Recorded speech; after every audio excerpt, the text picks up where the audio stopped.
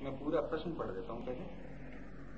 आचार्य श्री मंदिर, तिलक, टीके, मूर्ति पूजा, माला, मंत्र तंत्र, शास्त्र पुराण, हवन, यज्ञ, अनुष्ठान, श्राद्ध, ग्रह नक्षत्र, ज्योतिष गणना, शकुन, अपशकुन, इनका कभी अर्थ था पर अब व्यर्थ हो गए हैं। इन्हें समझाने की कृपा करें और बताएं कि क्या ये साधना के बाह्य उपकरण थे, रिमेम्बरिंग या स्मरण की मात्र बाह्य व्यवस्था थी जो समय की तीव्र गति के साथ पूरी की पूरी उखड़ गई, अथवा भीतर से भी इनके कुछ अंतर संबंध थे। क्या समय इन्हें पुनः लेने को राजी होगा? मंदिर तीर्थ पहला।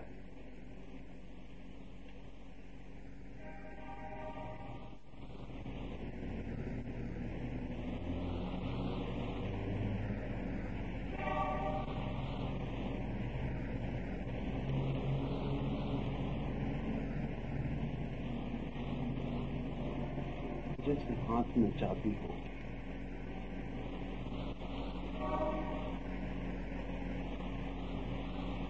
चाबी को हम कुछ भी सीधा जानने का उपाय करें, चाबी से ही चाबी को समझना चाहिए। तो कोई कल्पना भी नहीं कर सकता उस चाबी की खोजबीन से कि कोई बड़ा खजाना उससे हाथ लगा। चाबी में ऐसी कोई भी सूचना नहीं है जिससे छिपे हुए खजाने का पता है। चाबी अपने में बिल्कुल बंद है। चाबी को हम तोड़ें, फोड़ें, काटें, लोहा हाथ लगे और धातुएं हाथ लग जाएं, उस खजाने की कोई खबर हाथ में लगेगी जो चाबी से मिल सकता है।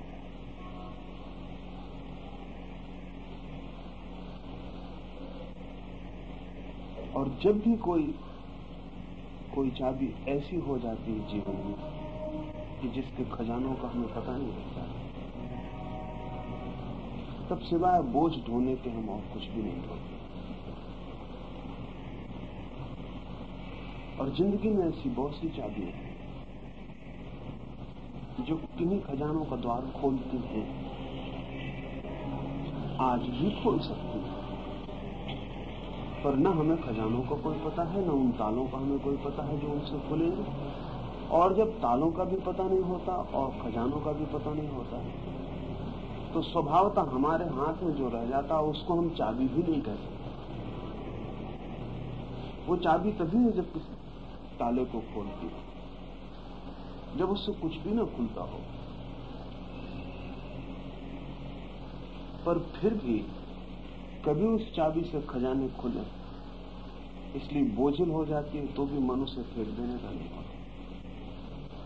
कहीं अचेतन में मनुष्य जाति के वो धीमी सी गंध बनी हुई रह जाती है, चाहे हजारों साल पहले वो चाबी कोई ताला खोलती रही हो, लेकिन मनुष्य की अचेतना में उससे कभी ताले खुले और कभी कोई खजाने उससे उपलब्ध होते हैं। इस स्मृति के कारण ही उस चाबी के बोझ को हम ढोए चले जाते हैं। न कोई खजाना खुलता है, अब न कोई ताला खुलता है। फिर भी कोई कितना ही समझाए कि चाबी बेकार है, फेंक देने का साहस भी नहीं जुटता है। कहीं किसी कोने में मन के कोई आशा पलती ही रहती है कि कभी कोई ताला खुल सकता है।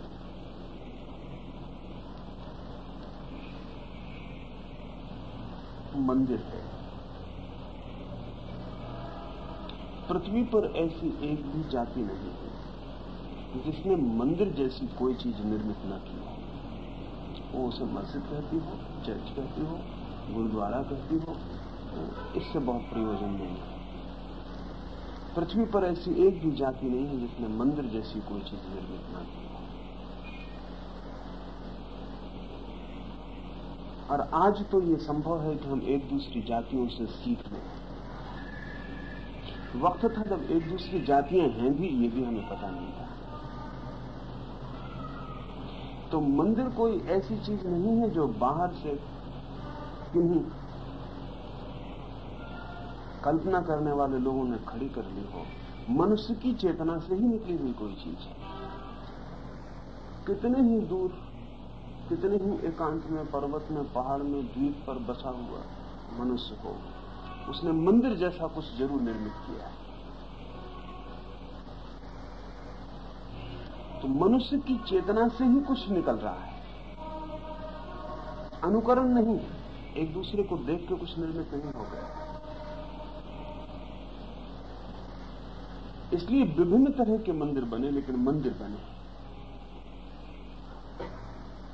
बहुत फर्क है एक मस्जिद में और एक मंदिर में।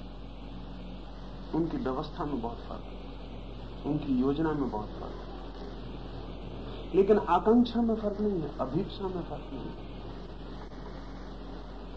तो एक तो जो चीज मनुष्य कहीं भी हो, कितना ही दूसरों से अपरिचित पैदा होती ही है, वो मनुष्य की चेतना में ही कहीं कोई बीज छिपाया है। एक तो बात ये ख्याल में लेनी चाहिए। दूसरी बात ये भी ख्याल में लेनी जरूरी है कि हजारों साल हो जाते हैं, नहीं तालों का पता रह जाता, नहीं खजानों का, लेकिन फिर भी जिस किसी चीज को हम किसी बिल्कुल अनजाने मोह से ग्रसित हो लिए चलते हैं, जिस पर हजार आघात होते हैं, बुद्धि जिसको सब तरफ से तोड़ने चलती है, युग का आज का बुद्धिमान जिसे सब तरह से इंकार करता है, फिर भी मनुष्य का मन उसे संभाले ही चलता है। इस सब के बावजूद तो उसके पीछे दूसरी बात स्मरण रख लेनी जरूरी है कि मनुष्य की अचेतना में कहीं आज उसे ज्ञात नहीं है तो भी कहीं कोई गूंजती सी धुन जरूर है जो कहती है कि कभी कोई ताला खुलता है। अचेतना में इसलिए कि हम में से कोई भी नया पैदा हो गया हो, ऐसा नहीं। हम में से सभी अनेक बार पैदा हो चुके हैं। ऐसा कोई युग न था जब हम न हो, ऐसी कोई घड़ी न थी जब हम न हो। उस दिन जो हमारा चेतना थी, उस दिन जो हमने चेतन जाना था, वो आज हजारों परतों के भीतर दबा हुआ अचेतन बन गया। उस दिन अगर हमने मंदिर का रहस्य जाना था और उस समय हमने किसी द्वार को खुलते देखा था, तो आज भी हमारे अचेतन के किसी कोने में वो स्मृति दबी पड़ी। बुद्धि लाख इंकार कर दे, लेकिन बुद्धि उतनी गहरी नहीं हो पाती जितनी गहरी वो स्मृति। इसलिए सब आघातों के बावजूद और सब तरह से व्यर्थ दिखाई पड़ने के बावजूद भी कुछ चीजें हैं कि परसिस्ट करती हैं, हटती नहीं, नए रूप लेती हैं, लेकिन जारी रहती हैं। ये तभी संभव होता है जबकि हमारे अनंत जन्मों की यात्रा में अनंत अनंत बार किसी चीज को हमने जाना, यद्यपि आज भूले।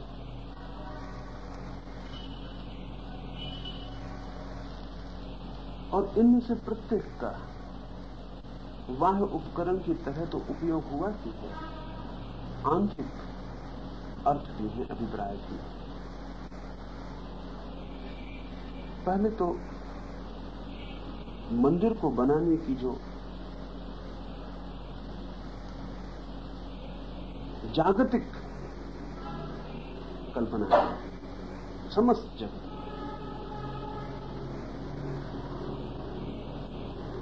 सिर्फ मनुष्य है जो मंदिर बनाता है। घर तो पशु भी बनाता है, घोंसले तो पक्षी भी बनाते हैं, लेकिन मंदिर नहीं बनाता। मनुष्य को जो भेद रेखा खींची जाए पशुओं से, उसमें ये भी लिखना ही पड़ेगा कि वो मंदिर बनाने वाला प्राणी है, कोई दूसरा मंदिर नहीं बनाता।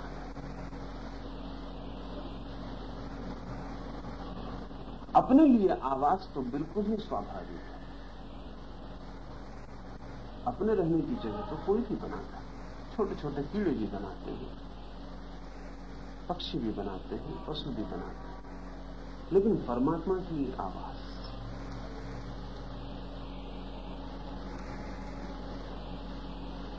मनुष्य का जागतिक लक्षण।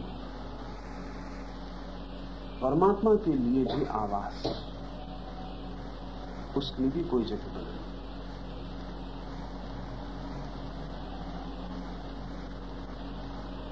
परमात्मा के गहन बोध के अतिरिक्त मंदिर नहीं बनाया जा सकता।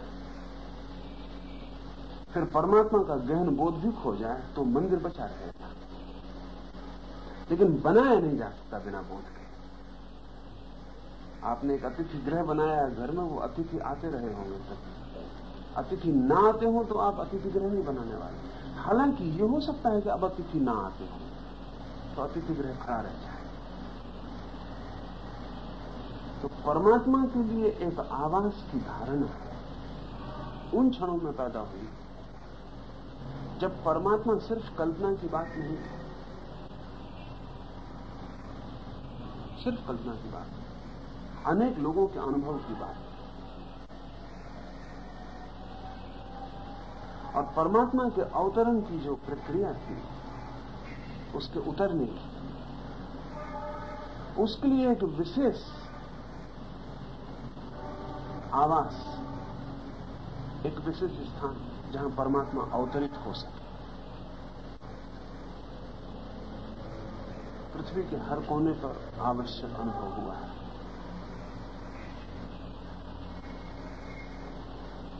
प्रत्येक चीज के अवतरण में, आग्रहण में, रिसेप्टिव होने में एक संयोजन। अभी भी हमारे पास से रेडियो वेव्स गुजर रही हैं, पर हम उन्हें पकड़ नहीं पाएंगे। रेडियो के उपकरण के बिना पकड़ना कठिन होगा। कल अगर ऐसा वक्त आ जाए, आ सकता है कल एक महायुद्ध हो जाए और हमारी सारी टेक्नोलॉजी अस्त व्यस्त हो जाए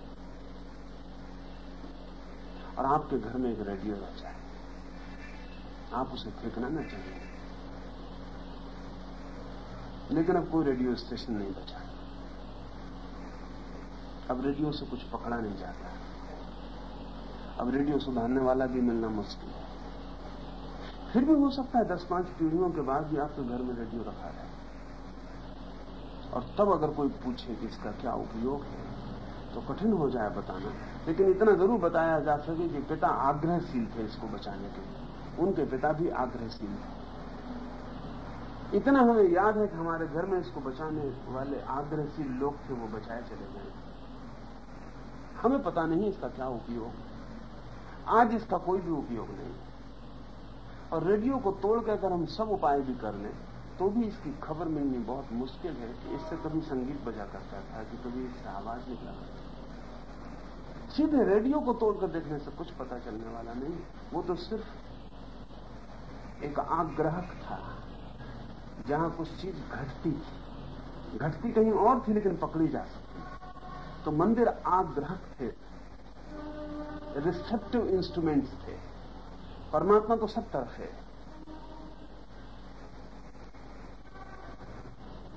आप भी सब जगह मौजूद हैं, परमात्मा भी सब जगह मौजूद है, लेकिन किसी विशेष संयोजन में आप अट्यून्ड हो जाते,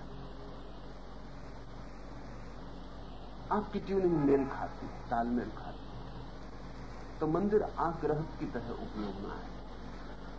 वहां सारा इंतजाम वैसा था जहां दिव्य भाव को, दिव्य अस्तित्व को, भगवत्ता को हम ग्रहण कर पाए, जहां हम खुल जाएं और उसे ग्रहण कर पाए। सारा इंतजाम मंदिर का वैसा। अलग अलग लोगों ने अलग अलग तरह से इंतजाम किया था, और इससे कोई फर्क नहीं पड़ता है कि अलग अलग रेडियो बनाने वाले लोग अलग अलग शक्ल का रेडियो बनाए। बाकी बहुत गहरे में प्रयोजन एक है।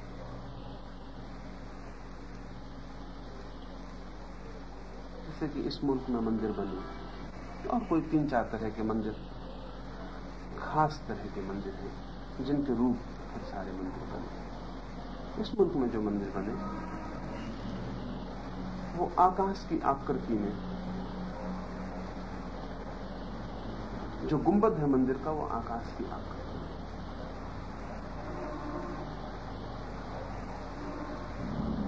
और प्रयोजन यह है कि अगर आकाश के नीचे बैठ के मैं ओम का उच्चार करूं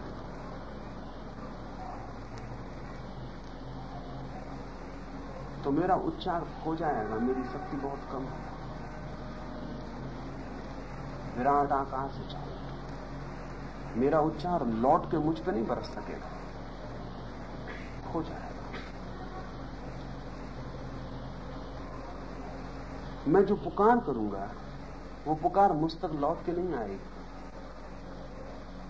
वो अनंत में खो जाएगा।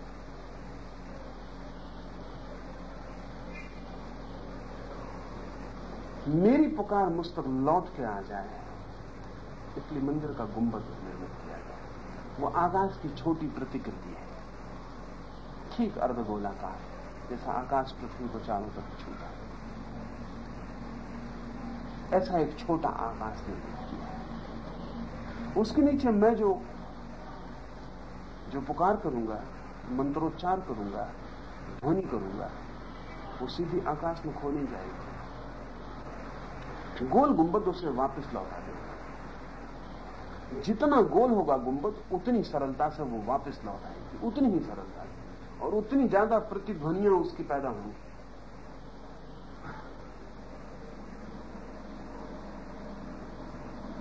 अगर ठीक व्यवस्था से गुंबद मंदिर का बना हो, और फिर तो ऐसे पत्थर भी खोज लिए गए जो ध्वनियों को वापस लौटाने में बड़े सक्षम हैं। अजंता का एक बौद्ध चैत्य, उसमें लगे पत्थर ठीक उतने ही ध्वनि को तीव्रता से लौटाते हैं, उतनी ही चोट को ध्वनित करते हैं जैसे तबला। आप तबले पे चोट कर दें, ऐसा पत्थर पे चोट करें तो इतनी आवाज बनेगी। अब वो बहुत विशेष मंत्रों को, जो बहुत सूक्ष्म है, साधारण गुंबद नहीं लौटा पाएगा, उसके लिए उन पत्थरों का उपयोग किया जाता है। क्या प्रयोजन है? जब आप ओम का उच्चार करते हैं और सारे गुंबद के नीचे ओम का उच्चार हुआ है, वो ओम के उच्चार के लिए ही निर्मित किया गया है। जब बहुत सघनता से, बहुत तीव्रता से आप ओम का उच्चार करते हैं और मंदिर का गुंबद सारे उच्चार को वापस आप तक फेंक देता है, तो एक वर्तुल निर्मित होता है, एक सर्किल निर्मित होता है, उच्चार का, ध्वनि का, लौटती ध्वनि का एक सर्किल निर्मित हो जाता है। मंदिर का गुंबद आपकी गूंजी हुई ध्वनि को आप तक लौटा के एक वर्तुल निर्मित करवा देता है। उस वर्तुल का आनंद ही अद्भुत है। अगर आप खुले आकाश के नीचे ओम का उच्चार करेंगे, वो वर्तुल निर्मित नहीं होगा और आपको कभी आनंद का पता नहीं चलेगा। वो जब वर्तुल निर्मित होता है तब आप सिर्फ पुकारने वाले नहीं हैं, पाने वाले भी हो जाते हैं। और उस लौटती हुई ध्वनि के साथ दिव्यता की प्रतीति प्रवेश करने लगती है। आपकी की हुई ध्वनि तो मनुष्य की है, लेकिन जैसे वो लौटती है, वो नए वेग और नई शक्तियों को समाहित करके वापस लौटा।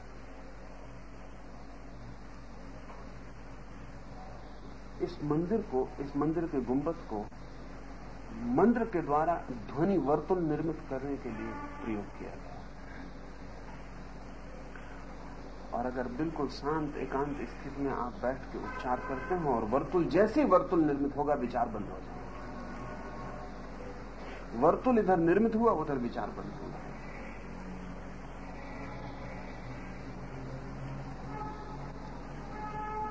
जैसा कि मैंने कई बार कहा है, स्त्री पुरुष के संभोग में वर्तुल निर्मित हो जाता है शक्ति का, और जब वर्तुल निर्मित होता है तभी संभोग का क्षण समाधि का इशारा करने लगता है। अगर पद्मासन या सिद्धासन में बैठे बुद्ध और महावीर की मूर्तियां देखें तो वो भी वर्तुल ही निर्मित करने के अलग ढंग हैं। जब दोनों पैर जोड़ लिए जाते हैं और दोनों हाथ पैरों के ऊपर रख दिए जाते हैं तो पूरा शरीर वर्तुल का काम करने लगता। खुद के शरीर की विद्युत फिर कहीं से बाहर नहीं निकलती, पूरा वर्तुलाकार घूमने लगता, एक सर्किट निर्मित हो जाता। जैसे ही सर्किट निर्मित हो जाता वैसे ही विचार शून्य हो जाता। अगर इसे विद्युत की भाषा में कहें तो आपके भीतर विचारों का जो कोलाहल है वो आपकी ऊर्जा के वर्तुल न बनने की वजह से है। वो वर्तुल बना कि ऊर्जा समाहित और शांत होने लगती है। तो मंदिर के गुंबद से वर्तुल बनाने की बड़ी अद्भुत प्रक्रिया है और अंतरंग अर्थ उसके हो गए। मंदिर के द्वार पर हमने घंटा लटका रखा है, वो सिर्फ इसीलिए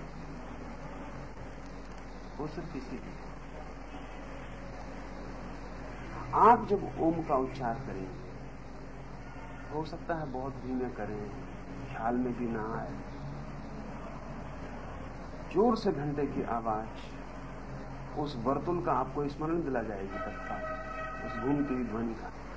वर्तुल पर वर्तुल, जैसे पानी में फेंका गया पत्थर हो और लहर पर लहर, रिपल पर रिपल उठाता चला गया।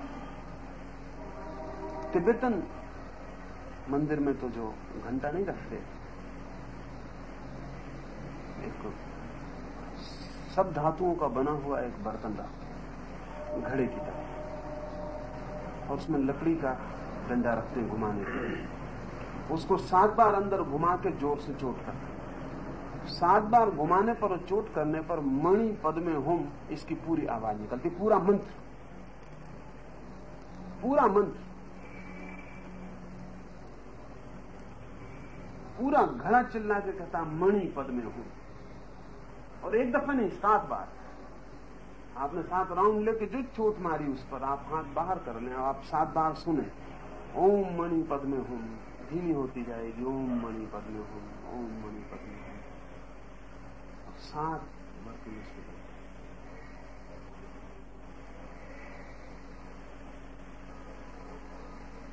ठीक आपको भी मंदिर के भीतर एक घड़े की तरह जोर से अपने भीतर चोट करनी, ओम मणि पद में हूं।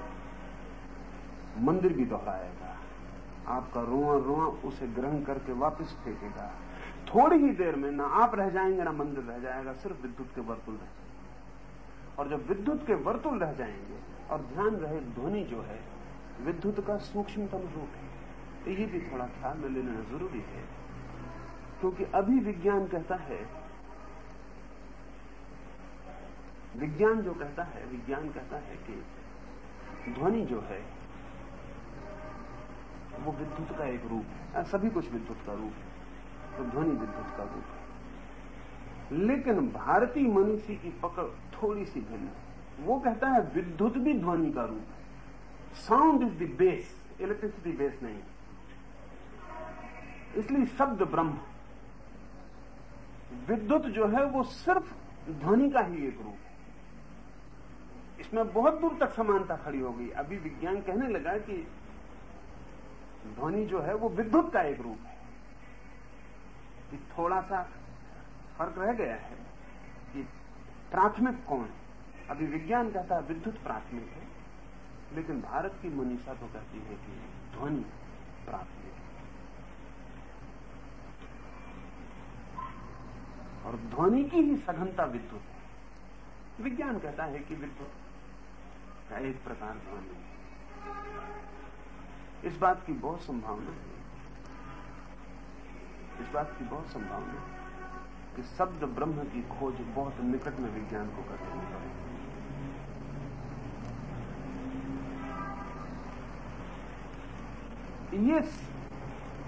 ये मंदिर की गुंबद के नीचे पैदा किए गए ध्वनियों का ही अनुभव है। क्योंकि जब ओम की सघन ध्वनि की गई तो साधक ने मंदिर के भीतर थोड़ी देर में जाना कि मंदिर भी मिट गया और मैं भी मिट गया और सिर्फ विद्युत रह गया। ये किसी प्रयोगशाला में लिया गया निष्कर्ष नहीं,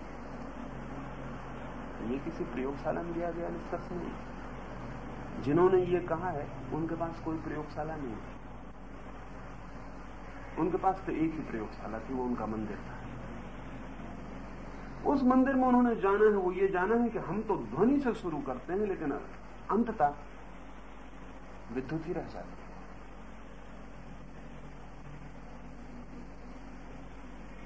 इस ध्वनि के अनुभव के लिए मंदिर का गुंबद निर्मित किया गया।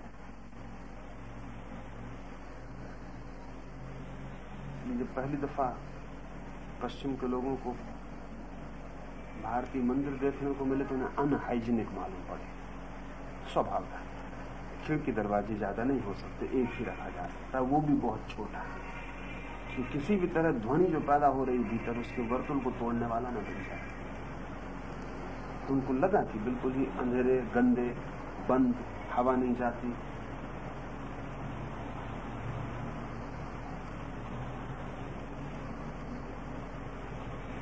चर्च साफ सुथरा है, खिड़कियां हैं, दरवाजे हैं, बड़ी खिड़कियां हैं, बड़े दरवाजे हैं, रोशनी भी जाती है, हवा भी जाती है, हाइजीनिक है।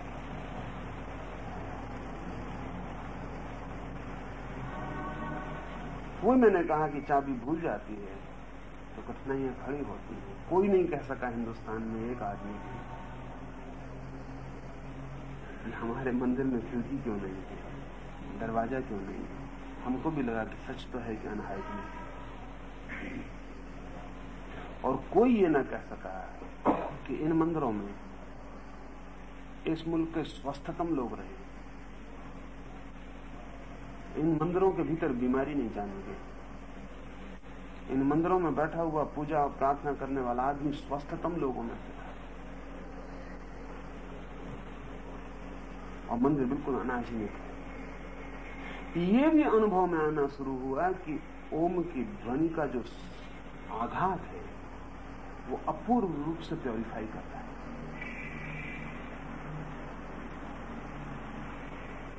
विशेष ध्वनियां हैं जिनके आघात शुद्धता लाते हैं, विशेष ध्वनियां हैं जिनके आघात अशुद्धता लाते हैं। विशेष ध्वनियां हैं जो वहां बीमारियों को प्रवेश ही नहीं करने देंगी, विशेष ध्वनियां हैं जो वहां बीमारियों को निमंत्रित करती हैं। पर ध्वनि का पूरा शास्त्र हो गया। जिन्होंने कहा था शब्द ही ब्रह्म है, उन्होंने शब्द के लिए बड़ी से बड़ी बात जो कही जा सकती थी वो कही, जो बड़ी से बड़ी बात थी। ब्रह्म से बड़ा कोई अनुभव नहीं था, और शब्द से गहरी उन्होंने कोई चीज नहीं जानी थी जिसका प्रयोग किया था।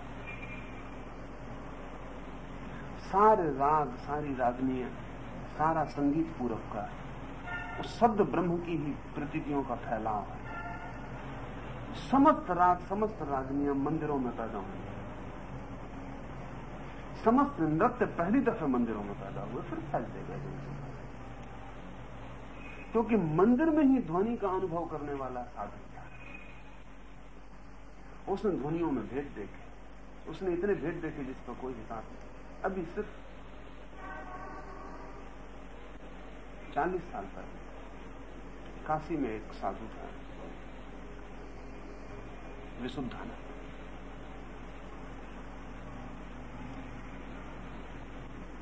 सिर्फ ध्वनियों के विशेष आघात से किसी की भी मृत्यु हो जाए, सिर्फ ध्वनियों। सैकड़ों प्रयोग विशुद्धानंद ने करके दिखाया, और अपने बंद मंदिर के गुंबद में बैठा, ये बिल्कुल अनहाइजीनिक था। और जब पहली दफा 3 अंग्रेज डॉक्टरों के सामने उसने एक प्रयोग किया, वो 3 अंग्रेज डॉक्टर एक चिड़िया को लेकर अंदर गए, और विशुद्धानंद ने कुछ ध्वनियां की, वो चिड़िया तड़फड़ाई और मर गई। और उन तीनों ने जांच कर ली कि वो मर गई। तब विशुद्धानंद ने दूसरी ध्वनियां की, वो चिड़िया फिर तड़फड़ाई हो गई। तब पहली दफा शक पैदा हुआ कि ध्वनि के आघात का परिणाम हो सकता है। अभी हम दूसरे आघातों के परिणाम को मान लेते हैं क्योंकि उनको विज्ञान कहता है। हम कहते हैं कि विशेष किरण आपके शरीर पर पड़े तो विशेष परिणाम होंगे, और विशेष औषधि आपके शरीर में डाली जाए तो विशेष परिणाम होंगे, और विशेष रंग विशेष परिणाम लाया। लेकिन विशेष ध्वनि क्यों नहीं? अभी कुछ प्रयोगशालाएं पश्चिम में ध्वनियों का जीवन से क्या संबंध हो सकता है, इस पर बड़े काम में रत हैं। और कुछ 2-3 प्रयोगशालाओं ने बड़े गहरे परिणाम दिए। इतना तो बिल्कुल साफ हो गया है कि विशेष ध्वनि के परिणाम, जिस मां की छाती से दूध नहीं निकल रहा है उसकी छाती से दूध ला सकता है, विशेष ध्वनि का परिणाम। जो पौधा 6 महीने में फूल देता है वो 2 महीने में फूल दे सकता है, विशेष ध्वनि उसके पास पैदा की जाए। जो गाय जितना दूध देती है उससे दुगना दे सकती है, विशेष ध्वनि पैदा की जाए। तो आज तो रूस की सारी डेयरीज में बिना ध्वनि के कोई गाय से दूध नहीं दुहा जा रहा, और बहुत जल्दी कोई फल कोई सब्जी बिना ध्वनि के पैदा नहीं होती, क्योंकि प्रयोगशाला में तो सिद्ध हो गया। अब उसके व्यापक फैलाव की बात है। अगर फल और सब्जी और दूध और गाय अगर ध्वनि से प्रभावित होते हैं तो आदमी का कोई कारण नहीं है कि वो प्रभावित हो। स्वास्थ्य और अस्वास्थ्य ध्वनि की विशेष तरंगों पर निर्भर हो। इसलिए एक बहुत गहरी हाइजीनिक व्यवस्था थी जो हवा से बंधी हुई नहीं। सिर्फ हवा के मिल जाने से ही कोई स्वास्थ्य आ जाने वाला है, ऐसी धारणा नहीं तो यह असंभव है कि 5000 साल के लंबे अनुभव में यह ख्याल में ना आ गया हो कि हिंदुस्तान का साधु बंद गुफाओं में बैठा है जहां रोशनी नहीं जाती, हवा नहीं जाती, बंद मंदिरों में बैठा है, छोटे दरवाजे हैं जिनमें से झुक के अंदर प्रवेश करना पड़ता है, कुछ मंदिरों में तो रैंक के ही अंदर प्रवेश करना। तो फिर भी स्वास्थ्य पर इनका कोई बुरा परिणाम कभी नहीं हुआ था। हजारों साल के अनुभव में कभी नहीं आया था इनका स्वास्थ्य पर बुरा परिणाम हुआ। पर जब पहली दफे संदेह उठा तो हमने अपने मंदिरों के दरवाजे बड़े कर लिए, खिड़कियां लगा दी, हमने उनको मॉडर्नाइज किया बिना ये जाने हुए कि वो मॉडर्नाइज होकर साधारण मकान हो जाते, उनकी वो रिसेप्टिव हो जाती जिसके लिए वो कुंजी है। तो एक तो ध्वनि से गहरा संबंध है मंदिर की वास्तुकला का, उसका जो आर्किटेक्चर है उसका ध्वनि से, वो सारा ध्वनि शास्त्र ही है। किस कोण से ध्वनि चोट की जाए उसका भी हिसाब है, कौन सी ध्वनि खड़े होकर की जाए और कौन सी बैठ के की जाए उसका भी हिसाब है, कौन सी लेट के की जाए उसका भी हिसाब है।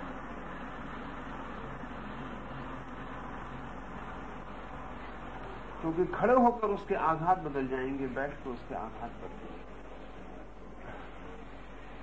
कौन सी ध्वनियां साथ में की जाएं तो परिणाम अलग होंगे, कौन सी ध्वनियां अलग अलग की जाएं तो परिणाम अलग। इसलिए बड़े मजे की बात है कि जब वैदिक साहित्य का पश्चिमी भाषा में अनुवाद शुरू हुआ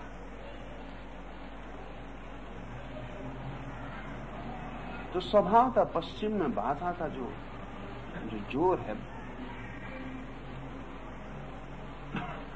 वो भाषागत है, ध्वनिगत नहीं, फोनेटिक नहीं।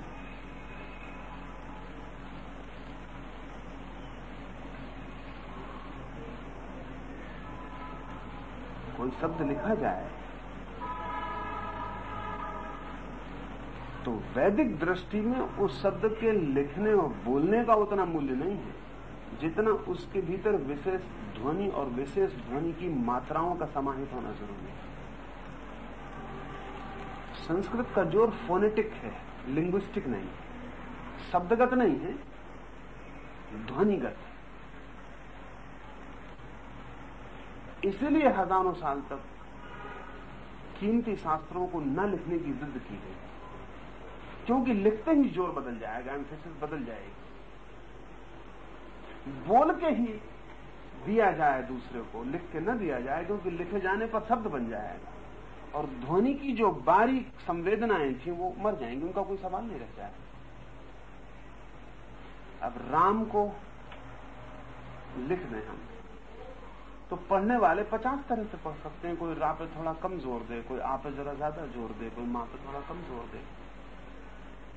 वो कैसा जोर देगा वो पढ़ने वाले पे निर्भर करेगा।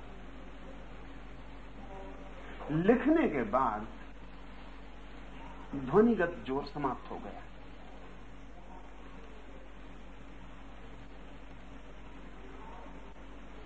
अब उसको फिर डिकोड करना पड़ेगा। इसलिए हजारों साल तक जिद की कि कोई शास्त्र लिखा ना जाए। कारण सिर्फ एकमात्र यही था कि उसकी जो ध्वनिगत व्यवस्था है वो न खो जाए। तो सीधा व्यक्ति के द्वारा ही वो दूसरे को सुनाया जाए। इसलिए हम शास्त्र को श्रुति कहते थे। जो सुन के मिले वही शास्त्र था, जो पढ़ के मिले उसको हमने शास्त्र नहीं कहा कभी, क्योंकि उसकी सारी की सारी जो वैज्ञानिक प्रक्रिया थी, तो उसमें कैसे ध्वनि के आघात होंगे, कहां क्षीण होगी ध्वनि, कहां तीव्र होगी, उसको लिपिबद्ध करने पर कठिनाई खड़ी होती है। और कठिनाई खड़ी हुई जिस दिन लिपिबद्ध हुए ये शास्त्र, उसी दिन इनकी जो मौलिक आंतरिक व्यवस्था थी वो खंडित हो गई। फिर कोई जरूरत न रही कि आप किसी से जाके सुन के ग्रहण करें। आप किताब पढ़ सकते, वो बाजार में उपलब्ध है, और उसके साथ ध्वनि का कोई सवाल नहीं। ये भी मजे की बात है कि इन शास्त्रों का कभी जोर न था अर्थ पर, का जोर नहीं था अर्थ पर। अर्थ पर जोर तो पीछे हमें पकड़ में आना शुरू हुआ जब हमने इनको लिपिबद्ध किया, क्योंकि लिपिबद्ध कोई भी चीज अगर अर्थहीन हो तो हम पागल मालूम पड़ेंगे, हमको उसे अर्थ देना ही पड़ेगा। अभी भी वैदिक वचनों में ऐसे वचन हैं जिनके अर्थ नहीं लगाए जा सके, और जिनके अर्थ नहीं लगाए जा सके वही वचन असली है, क्योंकि वो बिल्कुल ही ध्वनिगत है, उनमें अर्थ था ही नहीं। अब जैसे ओम मणि पद में हूं, एक तिब्बतन मंत्र है, इसमें सवाल अर्थ का नहीं, ओम में भी सवाल अर्थ का नहीं, इसमें कोई अर्थ नहीं, ध्वनिगत चोट है और उसके परिणाम है, ध्वनिगत चोट है उसके परिणाम।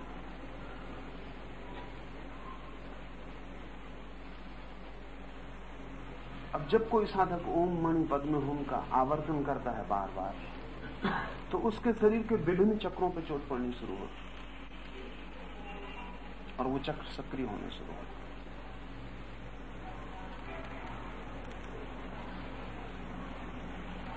इसमें क्या अर्थ है ये सवाल नहीं, इसकी क्या यूटिलिटी उपयोगिता है ये सवाल है। इसको ख्याल में ले लेना जरूरी है कि पुराने शास्त्र अर्थ पर जोर नहीं देते, उपादेयता पर जोर देते। उपयोगिता क्या है, उपयोग क्या है इसका?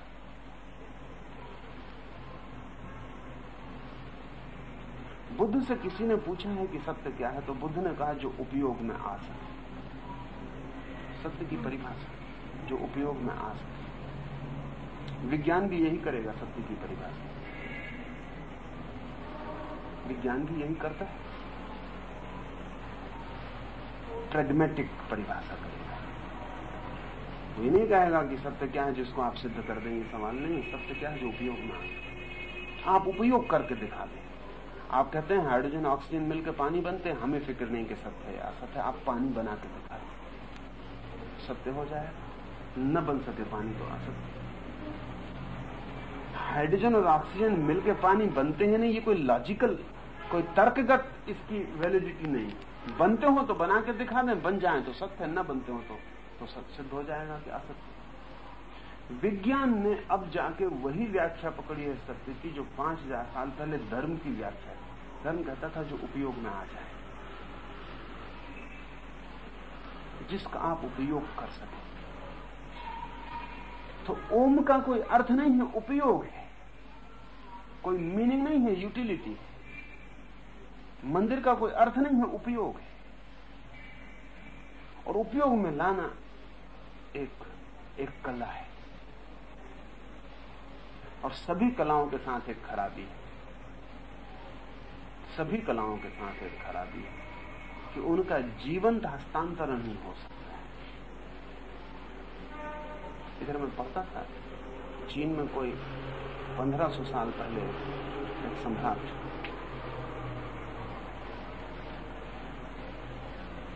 मांस का बहुत शौकीन है, और इतना शौकीन है कि वो अपने सामने ही गाय बैल को कटवाता है।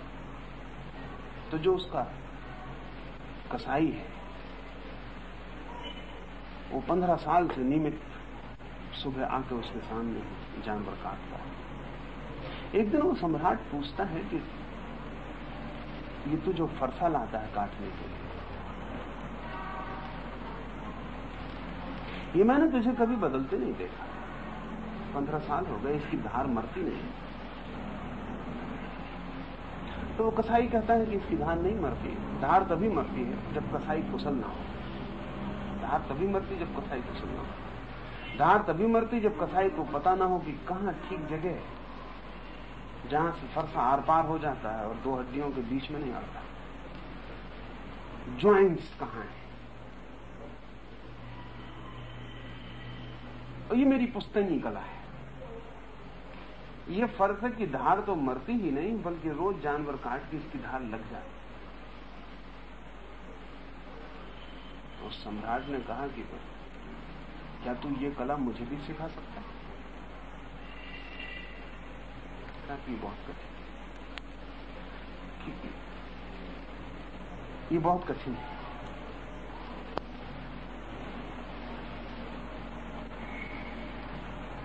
ये तो मैं अपने बाप के पास जब से मुझे होश है तब से मैं खड़ा था।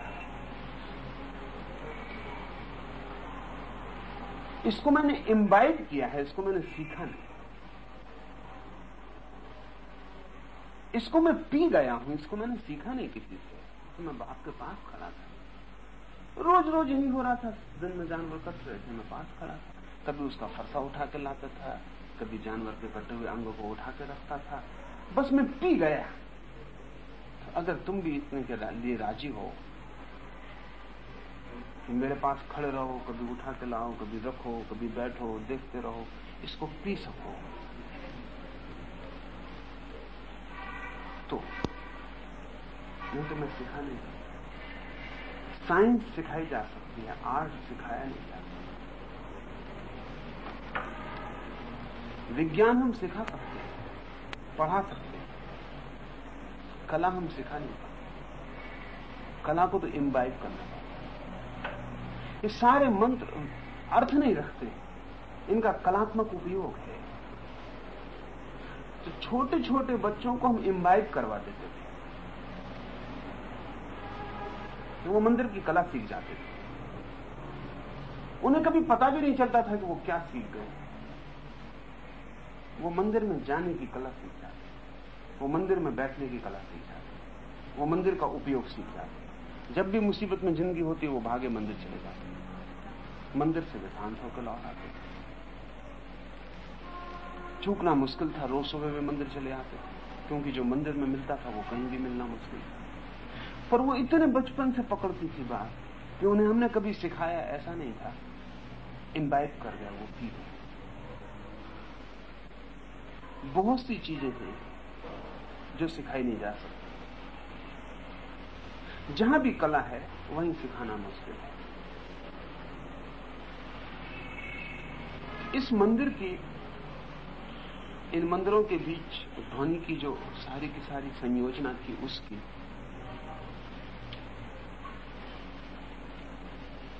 एक प्रायोगिक व्यवस्था है। और जब तक शब्द का ठीक ध्वनिगत रूप ख्याल में ना हो मंत्र का, इसलिए मंत्र गुरु के द्वारा दिया जाए, इस पर जोर था। वो मंत्र आप जानते रहे हैं सदा। हो सकता है गुरु आपके कान में कहे राम राम का पाठ करो, और आप हैरान होंगे कहा कि गुरु के बिना मंत्र नहीं मिलेगा। और ये तो दुनिया जानती है कि राम राम कहो, और इस आदमी ने कान में कहा कि राम राम कहो। ये कोई पागलपन की बात नहीं। लेकिन राम के ध्वनिगत रूप पर जोर होगा, जो कि दुनिया नहीं जानती। और राम के भी 50 प्रयोग हैं। हम वाल्मीकि की सारी कथा हमने सुनी है, लेकिन वो कथा बचकानी हो गई। कथा ऐसी हो गई कि हम समझने लगे कि वो नासमझ था, गैर पढ़ा लिखा था, गंवार था।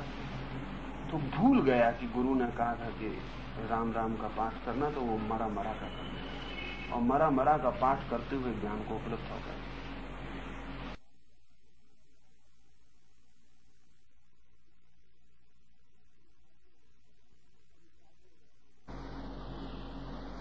ये चाबियां जब खो जाती तो ऐसी जगह खड़ी होती। सच बात यह है कि राम के मंत्र के एक रूप का यही हिस्सा है कि राम राम कहते कहते जब आपके भीतर से मरा मरा निकलने लगे तभी वर्तुल बना। राम राम गति से कहते हुए जब बिल्कुल स्थिति उल्टी हो जाए और मरा मरा निकलने लगे तब ठीक ध्वनिगत हो गया।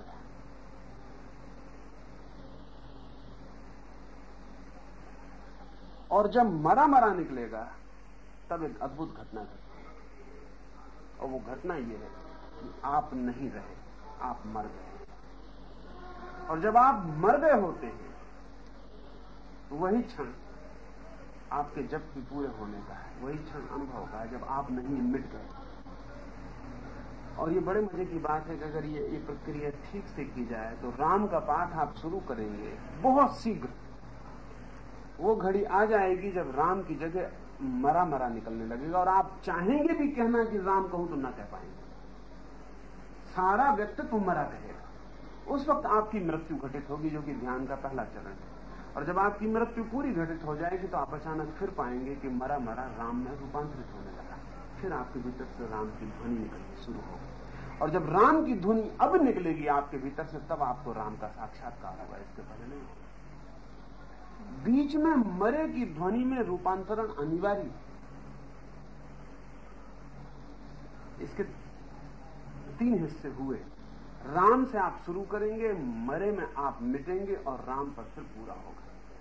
और जब तक बीच में मरा की प्रक्रिया पकड़ ना ले आपको, तब तक असली राम की प्रक्रिया जो तीसरे चरण में पूरी होने वाली वो नहीं होगी। अगर आप राम राम कहते ही गए और मरा मरा नहीं आया बीच में तो आपको पता ही नहीं है, उसके फोनेटिक एम्फेसिस का पता नहीं, तो उसकी ध्वनिगत जो जोर है उस जोर को अगर ठीक से आपने दिया,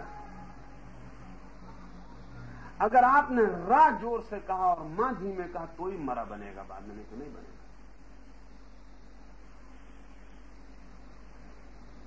रा पर सारी ताकत लगाई और मां को ढीला छोड़ दिया तो मां गड्ढे की तरह हो जाएगा, रा शिखर की तरह हो जाएगा, रा एक उत्तुंग चोटी हो जाएगा और मां एक खाई हो जाएगी। और इस स्थिति में राम मां को छोटा करके आप कहते चले गए तो बहुत शीघ्र आप पाएंगे कि रूपांतरण हुआ। मां शिखर बन जाएगा और रा खाई बन जाएगा, मरा शुरू हो जाएगा। जैसे लहरें हर शिखर के बाद खाई, हर खाई के बाद शिखर, और अभी जो शिखर था वो थोड़ी देर में खाई हो जाएगा, जो खाई थी वो शिखर बन जाएगा। ठीक लहर की तरह ध्वनि की भी लहरें, ठीक ध्वनि के भी उतार चढ़ाव है, आरोह अवरोह है। तो ठीक ध्वनि की अगर व्यवस्था ज्ञात न हो तो आप राम राम कहते रहें, कोई परिणाम नहीं होगा। अब जिन्होंने भी वाल्मीकि के संबंध में एक कहानी प्रचलित की, को ना समझ था, बेपढ़ा लिखा था, गंवार था, ये सब बातें सच है। तो ना समझ था, बेपढ़ा लिखा था, गंवार था, लेकिन ये बात सच नहीं है कि इसलिए वो मरा मरा कहने लगा। जहां तक इस सूत्र का संबंध, इस मामले में तो वो पूरा होशियार था, उसे ठीक पूरे गणित का पता था, इतने मामले का तो उसे पूरा पता था कि राम कैसे कहना है कि मरा बन जाए। जब मरा बन जाए तभी आप संक्रमण से गुजरे और फिर राम पैदा होगा। वो राम आपके द्वारा कहा हुआ राम नहीं होगा, फिर आप तो मर गए। वो राम जन्मेगा आपके भीतर, वो अजपा हो जाएगा, आप उसका जाप नहीं कर रहे, वो हो रहा है जाप।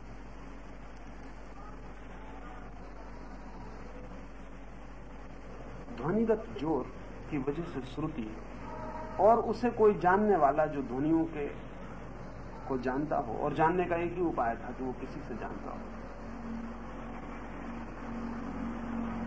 जानने वाला ही उसे किसी को दे।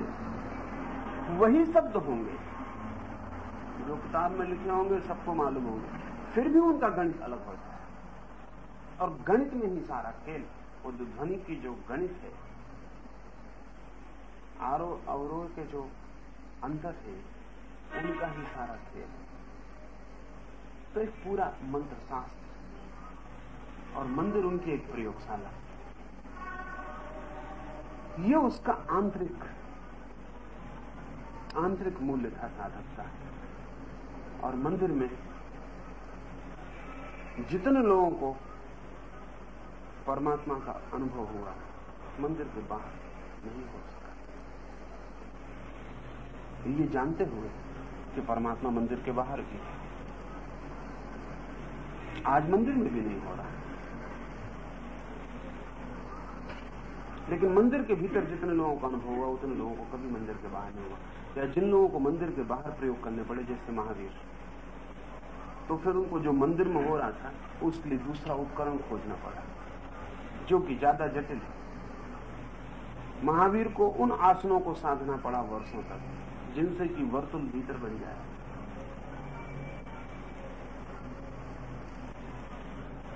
जिनसे कि वर्तुल भीतर बन जाए, वो जो मंदिर का सहारा था ना लिया जाए। लेकिन वो वर्षों की प्रक्रिया है, और महावीर जैसे संकल्पी के लिए ही संभव है, बाकी अति कठिन हो जाएगा। बुद्ध ने भी मंदिर का सहारा नहीं लिया, लेकिन महावीर के थोड़े दिन मरने के बाद मंदिर बनाना शुरू करना पड़ा, और बुद्ध के मरने के बाद भी बनाना शुरू करना पड़ा। क्योंकि जो मंदिर दे सकता है बिल्कुल सामान्य जन को, वो बुद्ध और महावीर नहीं दे सकते। बुद्ध और महावीर जो कह रहे हैं करने को, वो सामान्य जन नहीं कर पाएगा। आज तो अगर इस विज्ञान को हम पूरा समझ लें, तो मंदिर से भी श्रेष्ठतर उपकरण खोजे जा सकते हैं, और अभी इस पर थोड़ा काम चलता है। मंदिर से भी श्रेष्ठतर उपकरण खोजे जा सकते हैं अब, क्योंकि अब हम विद्युत के संबंध में ज्यादा जानते हैं। और अभी इस तरह के बहुत से प्रयोग जो खतरे में भी ले जा सकते हैं, भयानक भी हैं, लेकिन ठीक उपयोग किया जाए तो जो मंदिर करता था उसकी हम साइंटिफिक व्यवस्था कर सकते हैं। क्योंकि मंदिर में जो वर्तुल पैदा होता था, वो वर्तुल अब और तरह से भी पैदा किया जा सकता है। आप जेब में एक छोटा सा यंत्र भी रख सकते हैं कल, जो आपके भीतर विद्युत का वर्तुल बनाता है। आप उस विद्युत के यंत्र में उन ध्वनियों को भी रिकॉर्डेड रख सकते हैं जो आपके भीतर ध्वनियों का वर्तुल बनाते हैं। अभी इस पर कुछ काम चल रहा है, और बहुत हैरानी का काम है। अमेरिका में कोई 7-8 वैज्ञानिक एक बहुत अद्भुत काम में लगे हुए हैं, और वो काम ये है कि हमारे जितने सुख दुख के अनुभव हैं, सभी हमारे शरीर के किन्हीं केंद्रों पर विद्युत के प्रवाह के अनुभव, और कुछ भी नहीं। जैसे आपके अगर शरीर में सुई चुभाई जाए पूरे शरीर में, तो सब जगह आपको सुई की चुभन पता नहीं चलेगी। कुछ डेड स्पॉट्स हैं आपके शरीर में, जहां आपकी पीठ में हम सुई चुभाते रहेंगे और आपसे पूछेंगे कि सुई चुभ रही है आपको। किसी की भी पीठ में सुई चुभा के आप 10-20 जगह देखें तो आपको 2-4 डेड स्पॉट मिल जाएंगे, जहां आप चुभाएंगे और वो कहेगा कि चुभी नहीं रही। ठीक वैसे ही 10-5 ऐसी जगह हैं जहां आप जरी चुभाएंगे वो कहेगा बहुत चुभ रही। ठीक ऐसे ही मस्तिष्क में, मस्तिष्क के सेल्स के बहुत सी ग्रंथियां, लाखों की संख्या में, और प्रत्येक ग्रंथि का अनुभव है। जब आप कहते हैं मुझे सुख हो रहा है, तब आपके मस्तिष्क की किसी खास ग्रंथि में से विद्युत बहती है। समझे, आप अपनी प्रेयसी के पास बैठे, उसका हाथ में लिया और कहते हैं मुझे सुख हो रहा है। जहां तक वैज्ञानिक का संबंध है, वो आपकी खोपड़ी में बताएगा कि फलां जगह से विद्युत बह रही है, और इस स्त्री के साथ सिर्फ दिमाग का एसोसिएशन है आपका कि इसके पास बैठने से सुख मिलता है। तो उस सहयोग साहचर्य की धारणा की वजह से खास बिंदु से आपकी धारा बहनी शुरू हो जाती है, लेकिन 2-4 महीने बाद नहीं मिलेगा सुख। क्योंकि अगर किसी बिंदु से आपने बहुत ज्यादा विद्युत की धारा बहाई तो वो इनसेंसिटिव हो जाता है, उसकी संवेदनशीलता मर जाती है। ठीक है, एक जगह हम कांटा चुभाए जाएं बार बार, तो आज जितना आपको दर्द होगा कल नहीं होगा, परसों और नहीं होगा। चुभाए चले जाएं तो वो जगह ग्रंथि बना लेगी और कांटे को झेल जाएगी और दर्द बिल्कुल नहीं होगा। अब जो लोग सितार बजाते हैं तो उंगली कट जाती है, पहले बहुत तकलीफ होती है, फिर बजाते ही चले जाते हैं तो उंगली संवेदनहीन हो जाती है, फिर कितनी तारवार खींचते हैं कोई उंगली को पता नहीं चलता। तो आपका जो प्रेम छीन हो जाता है कि भाई 3 महीने बाद प्रेम छीन हो गया, बड़ा कच्चा प्रेम था, उसका और कोई कारण नहीं। जिस बिंदु से आपका सुख का प्रवाह हो रहा था वो आदि हो गया। यही स्त्री 2-4-10 साल आपसे छूट जाए तो फिर सुख दे सकती है, फिर सुख दे सकती। ये जो वैज्ञानिकों का काम है, इसमें अभी तो उनके जो प्राथमिक प्रयोग थे वो पशुओं पर थे। चूहों पर अभी उनका एक प्रयोग चलता था जिसने कि उनको भी घबरा दिया। चूहा जब संभोग में रत होता है तो उसके मस्तिष्क को उन्होंने खोल के रखा हुआ, खिड़की खोली हुई थी उसके मस्तिष्क में, ताकि उसके पूरे मस्तिष्क की जांच हो सके। जब वो संभोग में जाता है, जब उसका वीर्य क्षरण होता है तो उसके मस्तिष्क में कहां से विद्युत बहती, तो उसके मस्तिष्क की विद्युत की स्थिति उन्होंने पकड़ ली कि यहां से विद्युत बहती। तब वहां उन्होंने इलेक्ट्रोड लगा दिया, मस्तिष्क बंद कर दिया और इलेक्ट्रोड से जुड़ा हुआ तार की एक मशीन में लगा दिया। उस मशीन से उसी मात्रा की, उसी अनुपात की विद्युत बहेगी जितनी अनुपात की विद्युत उसके वीर्य क्षरण में बहती थी। और सामने उसके बटन लगी हुई है और उस चूहे को बटन दबाना एक दो दफा बता दिया उसको चूहे को। जैसे बटन दबाई तो उस चूहे को वही आनंद आया जो उसको संभोग में आया। आप हैरान होंगे कि चूहे ने फिर कोई काम ही नहीं किया 24 घंटे तक। 1 घंटे में 6-6 हजार बार वो बटन दबाता रहा, खाना पीना बंद। जब तक इलेक्ट्रोड काट नहीं दिया उसका, तब न खाया, न पिया, न सोया, न इधर उधर देखे, बस वो एक ही काम। तो पूरे 24 घंटे सतत थक के गिर पड़ा बिल्कुल, लेकिन वो थकते वक्त उसको दबाए चला। वो वैज्ञानिक जो उस पर प्रयोग कर रहा था उसका कहना है कि उस चूहे ने जितना संभोग कर जाना आज तक पृथ्वी पर किसी चूहे ने। हालांकि संभोग वो कर नहीं रहा, सिर्फ उस जगह से विद्युत।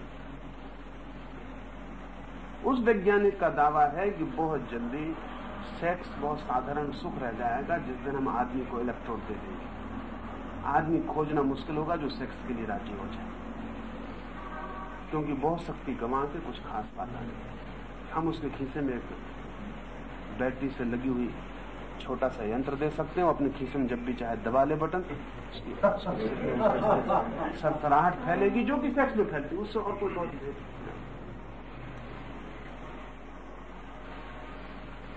ये खतरनाक भी है,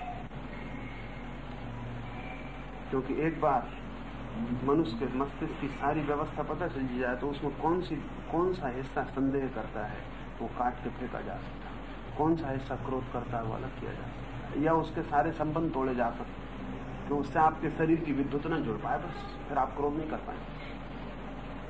कौन सा हिस्सा बगावती है, उसके सारे संबंध, उसके सारे तार डिस्कनेक्ट किए जा सकते। सरकारें उसका खतरनाक उपयोग करती हैं, लेकिन मनुष्य को सुख देने की दिशा में भी उनसे बहुत उपयोग हो सकता है। उनको तो पता नहीं है, लेकिन मैं मानता हूं कि हम मनुष्य को मंदिर भी दे सकते हैं उस व्यवस्था में, वो और भी सरल होगा, इस मंदिर से भी सरल होगा कि इस मंदिर में आपको घंटों, महीनों, वर्षों ध्वनि का जो आघात पैदा करके ध्वनि जब वापस आप पर लौटेगी और आपके मस्तिष्क से टकराएगी तो जो स्थितियां बनाएगी वो स्थितियां और भी सरलता से पैदा की जा सकती। तो मंदिर मेरे हिसाब से बहुत वैज्ञानिक प्रक्रिया थी और ध्वनि के माध्यम से आपके भीतर सुखद, शांतिदायी, आनंददायी, प्रीतिकर भाव को जगाने का अद्भुत काम करता। और उस भाव की उपस्थिति में आपका जीवन के प्रति पूरा दृष्टिकोण बदलता है। इस बात में खतरे हैं, वैज्ञानिक जो कर रहे हैं इसमें खतरे हैं। खतरा एक ही है कि विज्ञान जो भी करता है वो टेक्नोलॉजिकल हो जाता है, तकनीकी हो जाता है, चेतना की उसमें बहुत जरूरत नहीं रह जाती। तो हो सकता है कि ठीक मंदिर जैसी स्थिति भी विद्युत के प्रवाह से पैदा कर दी जाए, लेकिन चेतना को जो चारित्रिक परिवर्तन होते थे वो ना है। जो चेतना को ऊंचाइयां मिलती थी जो रूपांतरण ट्रांसफॉर्मेशन होता था वो ना हो। वो आदमी को बटन दबाने से जो मिल जाए उससे कोई बहुत मूल रूपांतरण नहीं हो सकता। वो एक उपकरण हो।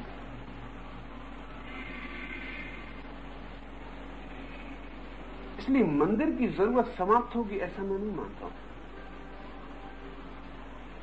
और आप पूछते हैं कि क्या आज भी वो वापस इस परिवर्तित समय में उपयोग में लाया जा सकता? वो लाया जा सकता, लेकिन पुराना पुरोहित मंदिर में जो बैठा है वो उसको उपयोग में नहीं लाने के लिए लोगों को समझा पाएगा। उसके पास चाबी है, लेकिन उसके पास चाबी के पीछे कोई व्यवस्था नहीं रहती। मंदिर की पूरी दृष्टि और पूरे दर्शन को पुनर्स्थापित करना आज भी काम में आ सकता है। और पुराने से भी बेहतर हम मंदिर आज बना सकते हैं, क्योंकि आज सब हमारे पास ज्यादा बेहतर है। ज्यादा बेहतर सामान का उपयोग किया जा सकता जो ध्वनि को 1000 गुना कर दे, मैग्नीफाई कर दे। इतने संवेदनशील दीवाने बनाए जा सकते हैं कि आप एक बार ओम कहें और दीवाने 1,00,000 बार ओम दोहरा दें। आज हमारे पास सारे उपकरण ज्यादा बेहतर हो सकते हैं। एक दफा कुंजी ख्याल में हो, उस दिन तो हमें एक दरवाजा रखना ही पड़ता था, अब हम बिल्कुल बिना दरवाजे के रख सकते हैं, उसको हम बिल्कुल ही बंद कर सकते हैं। आज हमारे पास ज्यादा बेहतर उपकरण है, ज्यादा बेहतर मंदिर बनाया जा सकता है। जिन लोगों ने मंदिर बनाए थे वो बिल्कुल झोपड़े में रह रहे थे, उनके पास कोई उपकरण नहीं, मिट्टी गारे से जो वो कर सकते थे, जो संभव था उस सीमा के भीतर उन्होंने किया, फिर भी अद्भुत किया था। और हमारे पास आज बहुत अद्भुत उपकरण है, लेकिन हम कुछ भी नहीं कर पा रहे। ये तो उसकी अंतर वस्तु है मंदिर की, उसकी बहिर्वस्तु भी है, उसका वाह उपयोग भी है। ये तो साधक की बात हुई, जो मंदिर जाएगा और साधेगा और व्यवस्था में गहरा उतरेगा, साधना में डूबेगा, डुबकी लेगा उसकी। लेकिन जो मंदिर के पास से गुजरेगा उसको भी फर्क पड़ता था, पड़ता नहीं है अब तो, भीतर जाने वाले पर भी नहीं पड़ता। वो पड़ता था उसी दिन जब भीतर जाने वाला सच में भीतर कुछ कर रहा है। जब एक मंदिर में निरंतर दिन में 2500 सैकड़ों साधक आकर एक विशेष ध्वनि व्यवस्था का संचरण करते हैं तो मंदिर चार्ज हो जाता है। मंदिर फिर भीतर ही ध्वनि नहीं फेंकता, मंदिर बाहर भी बहुत सूक्ष्म ध्वनियां फेंकना शुरू कर देता है, जीवित हो जाता है। जीवित मंदिर का अर्थ यही था, जीवित प्रतिमा का भी अर्थ यही था। जिस प्रतिमा से ऐसे व्यक्ति को भी संस्पर्श हो जाए जो उससे संस्पर्श करने आया नहीं था, जो उत्तर दे सके, जो कुछ कर सके। मंदिर जीवित वही कहा जाता था जिस मंदिर के पास से आप अनजाने गुजर रहे हो और एकदम आपको लगे कि हवा बदल गई, एक दिन आपको लगे कि कुछ वातावरण और हो गया, आपको पता भी ना हो कि मंदिर है पड़ोस में, आप अंधेरी रात में गुजर रहे हो और मंदिर के पास आके आपको भीतर लगेगी जैसे कोई चीज बदल गई। आप जो सोच रहे थे वो धारा टूट गई, आप कुछ और सोचने लगे, हत्या की सोच रहे थे और एकदम दया से भर गए।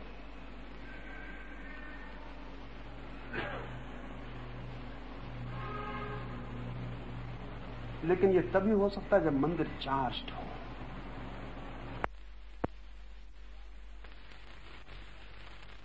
मंदिर की ईंट का टुकड़ा टुकड़ा, द्वार दरवाजे सब आविष्ट हो गए। मंदिर अब जीवित ध्वनियों का है। वो जो हर मंदिर के सामने लटका हुआ घंटा है, वो उसे चार्ज करने के लिए बड़े अद्भुत ढंग से प्रयोग। जो आदमी मंदिर में प्रवेश करे वो घंटा बजाएगा, वो मंदिर में आने की अपनी सूचना दे रहा है।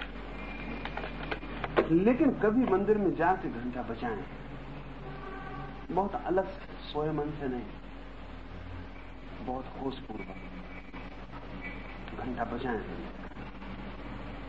घंटा बजाते से आपके विचार में डिसकंटिन्यूटी पैदा हो, आप जो सोचते आ रहे थे उसमें ब्रेक लगता है। वो घंटे की आवाज अस्त व्यस्त कर जाती है। आपको नया होने का एक क्षण और घंटे की जो आवाज है उस आवाज में, ओम की आवाज में आंतरिक संबंध है।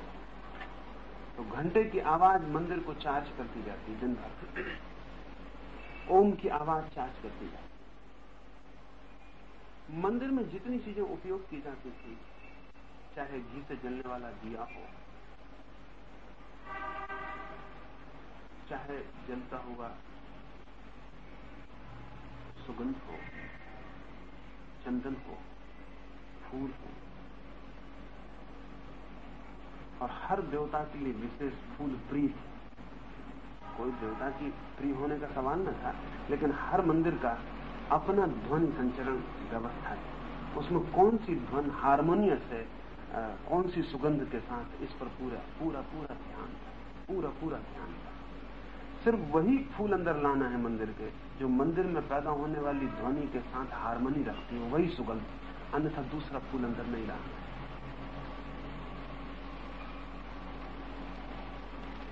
मस्जिद में लोभान जलाया जाएगा,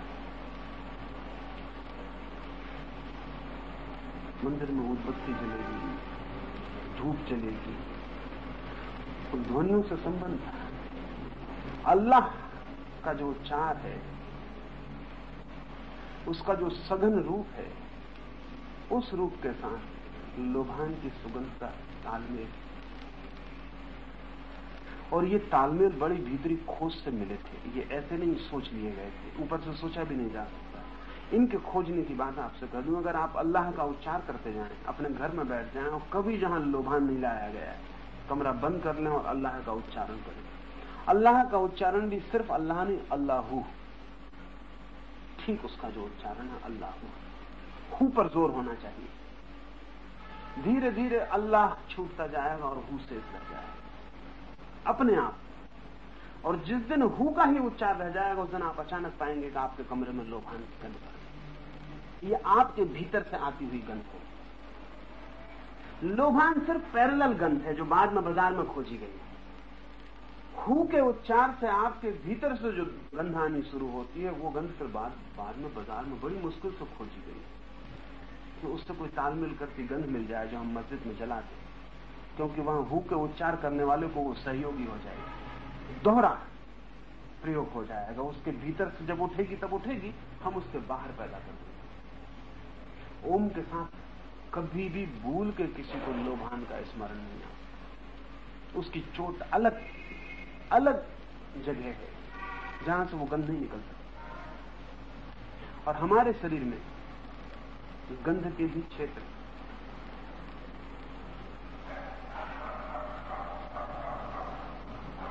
और हमारे मनोभावों से गंध के संबंध।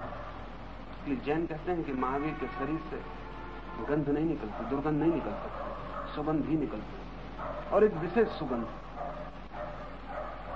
उस सुगंध के आधार पर तीर्थंकर पहचाना जाता रहा है। महावीर के वक्त में 8 लोगों का दावा था जो वो तीर्थंकर,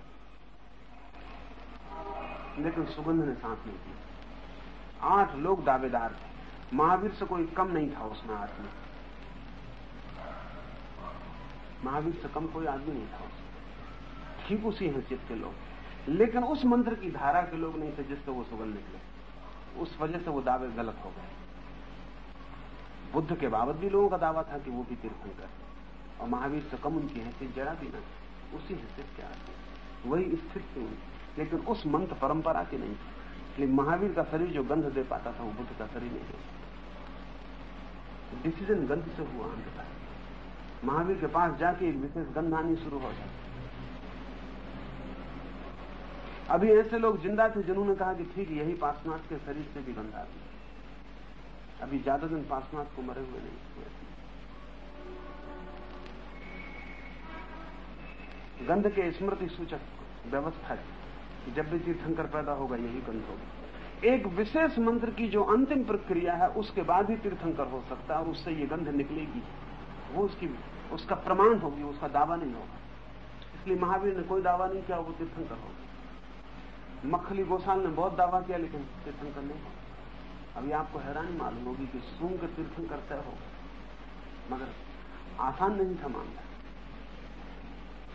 और उतनी ही गहरी परीक्षा चाहिए थी। शब्द कुछ कह नहीं सकते थे, पूरा व्यक्तित्व गंध देना चाहिए कि उस व्यक्ति के भीतर वो फूल खिला है। उस मंत्र की अंतिम प्रक्रिया पूरी हो गई जहां से तीर्थंकर जन्म है। नहीं तो उसको तीर्थंकर नहीं मानते। मखली गोसाल कह रहा था, अजित केस कंबल कह रहा था, संजय बिलठी पुत्र था, ये सब बड़े लोग थे, फिर इन सबके नाम खो गए। उस वक्त ये सब महावीर के हैसियत के लोग, इनके लाखों शिष्य थे और उनका दावा था कि हमारा आदमी तीर्थंकर। और महावीर चुप, इस मामले में कभी उन्होंने दावा नहीं किया। और अंततः लोगों ने कहा कि तीर्थंकर तो वही आदमी है, क्योंकि गंध उसका शरीर दे रहा है। प्रत्येक मंत्र की से होने वाली अपनी गंध है। ओम का जिन्होंने पाठ किया उन्होंने गंध जानी। प्रत्येक मंत्र से भीतर पैदा होने वाले प्रकाश का अनुभव है। उस प्रकाश के आधार पर मंदिर में कितना प्रकाश हो उसका इंतजाम किया गया, उससे ज्यादा नहीं। तो आज जो बिजली के बल्ब मंदिर में लगा के बैठे हैं उनके पागलपन का कोई अंत नहीं, उससे कोई लेना देना नहीं है, क्योंकि वो तो बिल्कुल ठीक अंतर आकाश में जितना प्रकाश होता था उतनी ही प्रकाश की व्यवस्था मंदिर में करनी थी। बहुत मंदिर अनाक्रमक प्रकाश, इसलिए घी को चुना है, बहुत अनाक्रमक, चोट करता हुआ नहीं आंख को। अब ये एकदम से ख्याल नहीं आएगा क्योंकि हमने कभी प्रकाश पर आंख को टिकाने का कोई अभ्यास नहीं किया है। मिट्टी के तेल का दिया जला लें और उस पर घंटे भर आंख को रख के बैठे, फिर घी का दिया जलाएं, उस पर घंटे भर आंख को रख के बैठे। मिट्टी के दिए पर घंटे भर के बाद आंख जलेगी और दुख पाएगी और थक जाएगी, और घी के दिए पर घंटे भर आंख की ज्योति बढ़ेगी और आंख ज्यादा शांत और स्निग्ध हो जाएगी। पर ये तो हजारों लोगों के अंतर अनुभव थे जिनको बाहर व्यवस्था दी गई, पैरेलल थे बाहर के। कोई बाहर ठीक वो दिया नहीं खोज सकते जो भीतर हो सकता, लेकिन निकटतम अप्रोक्सीमेट जो हो सकता था उस वक्त वो उन्होंने खोज लिया। बाहर हम ठीक वो सुगंध नहीं खोज सकते जो भीतर पैदा होगी मंत्र के उच्चार, लेकिन फिर भी निकटतम खोज लिया। चंदन सारे मंदिरों में प्रीतिकर हो गया, और चंदन का टीका ठीक हम जहां लगाते हैं वो आज्ञा चक्र मंत्र है, जिनके अनुभव से भीतर चंदन की सुगंध पैदा होनी शुरू होती है। लेकिन उस सुगंध का स्रोत सदा ही आज्ञा चक्र होता है। जब भी वो अनुभव आता तो ऐसा ही लगता है कि आज्ञा चक्र से सुगंध निकलती है, चारों तरफ है। पैरेलल प्रतीक हमने चंदन घिस के और आज्ञा चक्र पर लगाया। जब भीतर आज्ञा चक्र पर सुगंध पैदा होती तो इतनी शीतलता का अनुभव होता है कि जैसे बर्फ का टुकड़ा रख दिया। उस समय हमारे पास जो शीतलतम चीज थी, ध्यान रहे शीतल और ठंडी चीज में फर्क, ठीक वैसे फर्क जैसे कि मिट्टी के तेल के दिए में और घी के तेल के दिए। बर्फ ठंडा जरूर है, शीतल नहीं। इसलिए बर्फ का थोड़े देर के बाद का अनुभव गर्मी का होगा, उत्ताप का होगा। ठंडन जरूर है, शीतल नहीं। तो जो अंतिम फलश्रुति निकलेगी वो तो उससे उत्ताप निकलने वाली है, आप और गर्म हो गए। लेकिन चंदन शीतल, ठंडा नहीं, सिर्फ शीतल है। और एक बहुत आर्द्र शीत है, और जिसमें डेप्थ है। आपके सिर को हम बर्फ से छुआ दें तो वो सिर्फ सतह को छूता है, और चंदन को लगा दें, लगा कर देखें, आज्ञा चक्र पर बर्फ को लगा कर देखें थोड़ी देर, तो बर्फ को अलग रख दें, तो आप पाएंगे कि एक सतह पर उसने छुआ, चमड़ी के पार वो नहीं गया, तो वहां उत्ताप पैदा कर गया। फिर चंदन को लगा दें, थोड़ी देर में आपको लगेगा कि चमड़ी के पार उसकी शीतलता उतरी जा रही है। चमड़ी के पार न पहुंचे तो बेकार है, क्योंकि वो जो चक्र है वो तो चमड़ी के पार है। पैरेलल जिन लोगों को आज्ञा चक्र की गति का अनुभव हुआ और उन्होंने वहां शीतलता जानी, उन्होंने चंदन को खोज लिया, और उसकी सुगंध भी ठीक वैसी ही है भीतर। ये सारे के सारे उपकरण समानांतर हैं, और जब मंदिर इन सबसे भरा होता है तो आविष्ट होता है। इसलिए मंदिर में कोई गैर स्नान करके ना जाए। हम उसके व्यक्तित्व की क्षण भर को ही सही उसकी पुराने तारतम्य को तोड़ना चाहिए। बिना घंटा बजाया ना जाए, बासे कपड़े पहने ना जाए। सच तो यह है कि ठीक मंदिर में कपड़े पहनने के लिए जो व्यवस्था थी वो रेशम के ही कपड़े पहनते थे, क्योंकि शरीर की विद्युत को पैदा करने में बड़ा और उसको संरक्षित करने में।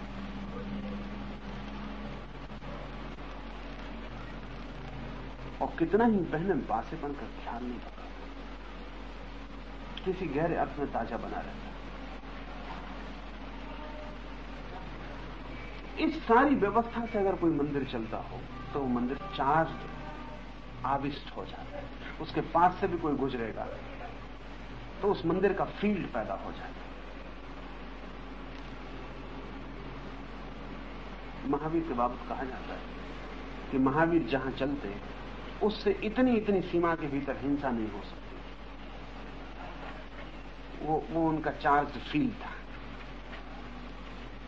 इतनी सीमा के भीतर हिंसा नहीं हो सकती।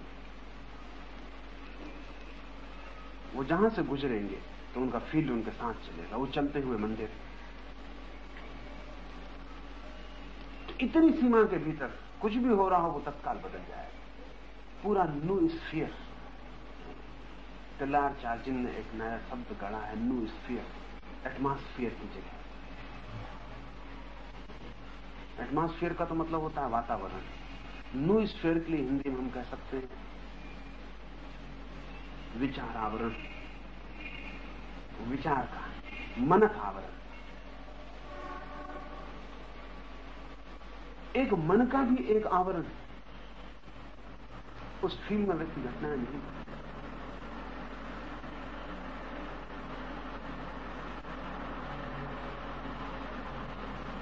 इसलिए पुराने गुरु के आश्रम में अगर कोई गलत काम हो जाए तो शिष्यों को सजा नहीं दी जाती थी, गुरु अपने को सजा दे देता। उसका मतलब है कि फील्ड नहीं,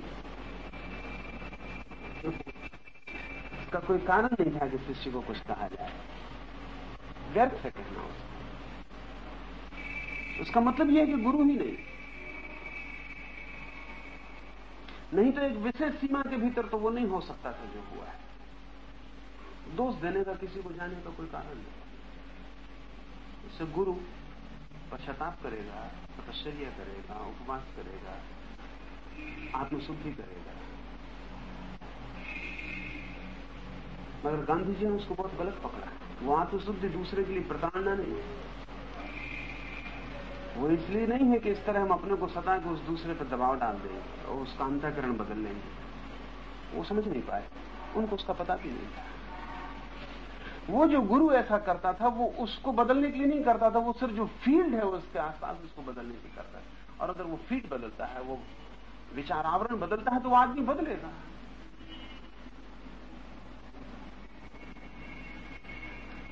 वो उसको दबाने के लिए, उसको सताने के लिए कि मैं अपने को सता रहा हूं तो तू बदल, ऐसा उसके अंतःकरण शुद्धि का सवाल नहीं है। अंतःकरण तो सवाल नहीं, चारों तरफ की हवा बदल जाने की बात है। वो एक मैग्नेटिक फील्ड जो हर ऐसा व्यक्ति लेके चलता है।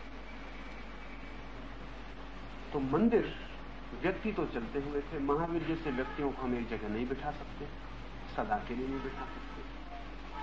हमें कुछ ज्यादा स्थिर, जो गांव की जिंदगी का केंद्र बन जाए, जिसके आसपास गांव बदलता रहे, जिसके आसपास निरंतर हम कुछ डालते रहे मंदिर में जाके और मंदिर से हम लेते रहे, जिसका हमें पता भी ना चले, ये सब अनजान चुपचाप होता रहे।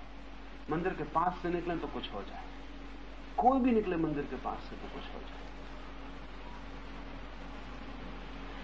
तो एक बहुत मैग्नेटिक फील्ड मंदिर के हमने बाहर के लिए, मैं कह रहा हूं, एक बाहरी प्रयोग के लिए उसको खड़ा किया था। जैसे कि चुंबक के पास लोहा भी आए तो चुंबकीय मालूम पड़ने लगता है, मंदिर के पास कोई आए तो मंदिर उसे घेर ले और छा ले। तो मंदिर का क्षेत्र था। मूसा के जीवन में उल्लेख है कि जब मूसा पहाड़ पर गया, उसने पहाड़ पर दिव्य अग्नि जलती देखी। एक झाड़ी में आग लगी है, पूरी झाड़ी जलती है, चारों तरफ आग है, फिर भी बीच में झाड़ी में फूल खिले हैं और झाड़ी में हरे पत्ते।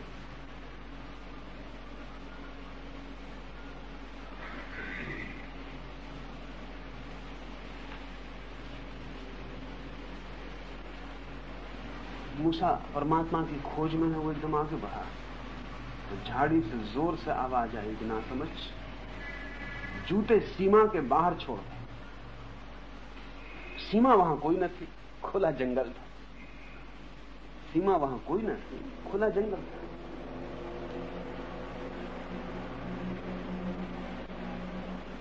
तो मूसा ने चल के देखा कि सीमा कहां है, और जब उसे अनुभव हो गया कि सीमा यहां है, जहां तक मूसा मूसा रहा, और जहां से एक कदम आगे बढ़ा उसे लगा कि कुछ बदला, वहां उसने जूते बाहर।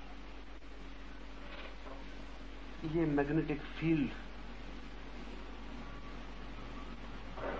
जूते बाहर रख दिए, माफी मांगी कि मुझे क्षमा कर, मैं पवित्र भूमि में जूता लिया।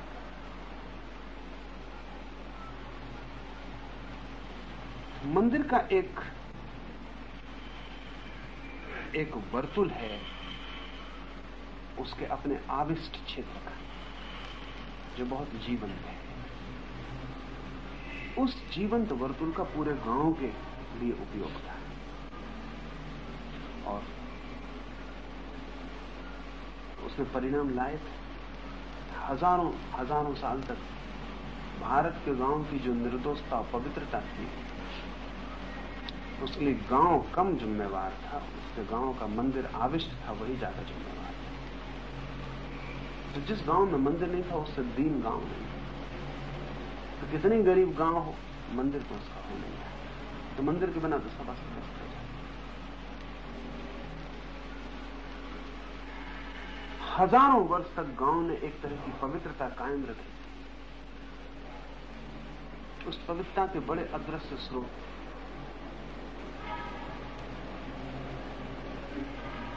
और पूरब की संस्कृति को तोड़ने के लिए जो सबसे बड़ा काम हो सकता था, वो मंदिर के आविष्ट रूप को तोड़ देना था।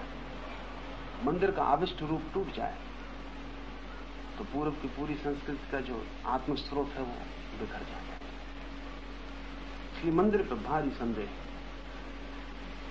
और जो भी पढ़ा लिखा हुआ थोड़ा, जिसे मंदिर के जीवंत रूप का कोई अनुभव नहीं रहा, और जिसने केवल शब्द और तर्क सीखे स्कूल और कॉलेज में, जिसके पास सिर्फ बुद्धि रही और हृदयगत कोई द्वार ना रहा, उसे मंदिर के पास जाकर कुछ दिखाई नहीं पड़ा। उसने कहा कुछ भी नहीं।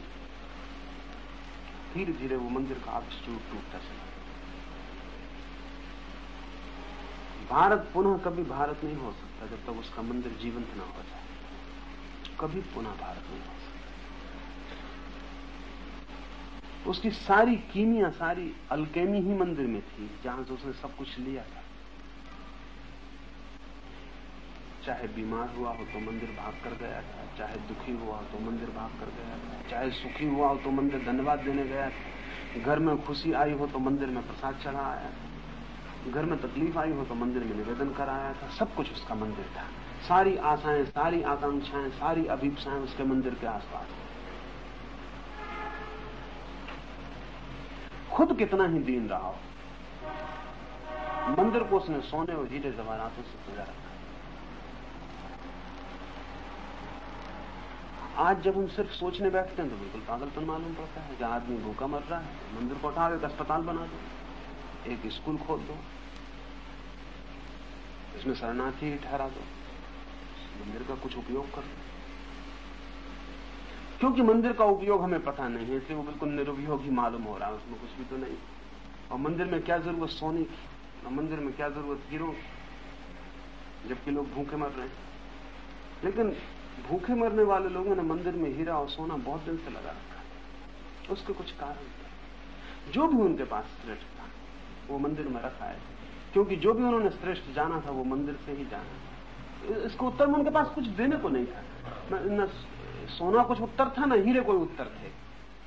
लेकिन जो मिला था मंदिर से, उसका हम कुछ और भी तो वहां नहीं दे सकते थे, वहां को धन्यवाद देने को भी नहीं था। तो जो भी था वहां रखा है। अकारण नहीं था वो, लाखों साल तक अकारण कुछ नहीं चलता।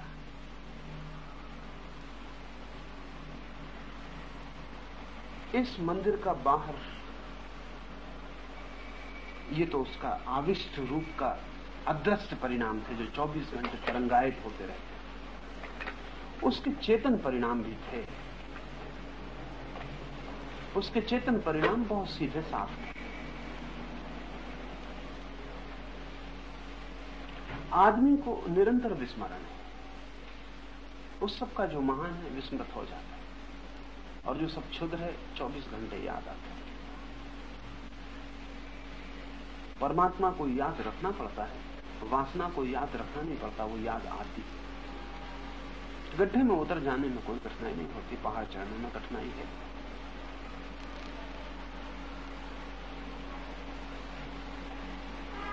तो मंदिर गांव के बीच में निर्मित करते थे कि दिन में 10 बार आते जाते मंदिर किसी और एक आकांक्षा को भी जगाए रखे। और ध्यान रहे, हम में से बहुत कम ऐसे हैं जिनकी आकांक्षा सहज आंतरिक रूप से जगती है। हम में से बहुतों की आकांक्षाएं तो सिर्फ चीजों को देख के जगती है। अगर हवाई जहाज नहीं था दुनिया में तो आपको हवाई जहाज में उड़ने की कोई आकांक्षा नहीं जगती। हाँ, किसी राइट ब्रदर को जगती है, वो एक आदमी है जो हवाई जहाज बनाता है, उसको जगती है उड़ने की, तो हवाई जहाज बनाता है, लेकिन आपको कभी नहीं जगती।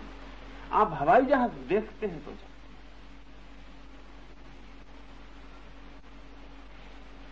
हमें चीजें दिखाई पड़ती हैं तो हमारे भीतर उन्हें पाने की आकांक्षा जगती है। तो परमात्मा का कहीं ना कहीं कोई साकार रूप जो हमें दिखाई पड़ सके, जो हम अंधों के मन में कहीं प्रवेश कर सके, जो कि निराकार के लिए आतुर नहीं हो सकते। जो हो सकते हैं उनके लिए तो कोई सवाल नहीं। इसलिए जो हो सकते थे उन्होंने कई लिहाज से मंदिर को नुकसान पहुंचा दिया, उसमें भूल गई। जो हो सकते थे निराकार से आविष्ट, उन्होंने कहा बेकार है, हटा दो। मैं खुद ही निरंतर कहा हूं कि बेकार, हटा दो। लेकिन धीरे धीरे मुझे ख्याल में आया कि जो मैं कह रहा हूं, अगर ये मंदिर हट गया तो जिनको आकार से कुछ स्मरण नहीं आया उनको निराकार से आ सकेगा। तो कई बार कठिनाई हुई है। महावीर अगर अपनी हैसियत से बोलेंगे तो कहेंगे हटा दो, क्योंकि महावीर को कोई जरूरत नहीं पड़ी। लेकिन कभी आपका ख्याल आ जाए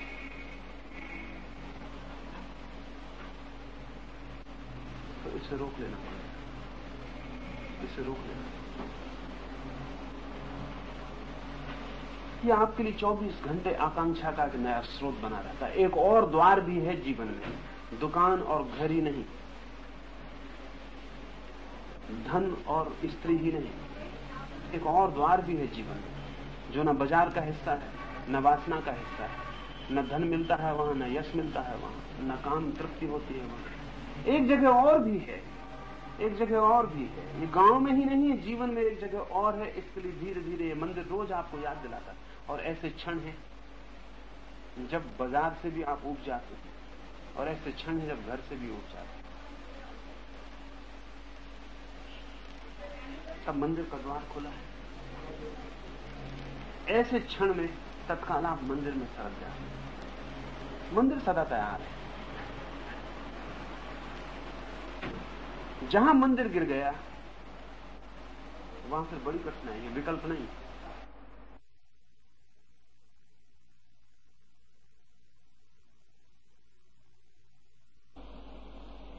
घर से उठ जाए तो होटल हो सकती है, रेस्तरां हो सकता है। बाजार से उठ जाए पर जाए कहां? कोई अलग डायमेंशन, कोई अलग आयाम नहीं है, बस वही घूमते। मंदिर एक बिल्कुल अलग डायमेंशन है जहां लेन देन की दुनिया नहीं है। इसलिए जिन्होंने मंदिर को लेन देन की दुनिया बनाया उन्होंने मंदिर को गिराया। जिन्होंने मंदिर को बाजार बनाया उन्होंने मंदिर को नष्ट किया। जिन्होंने मंदिर को भी दुकान बना दिया उन्होंने मंदिर को नष्ट कर दिया।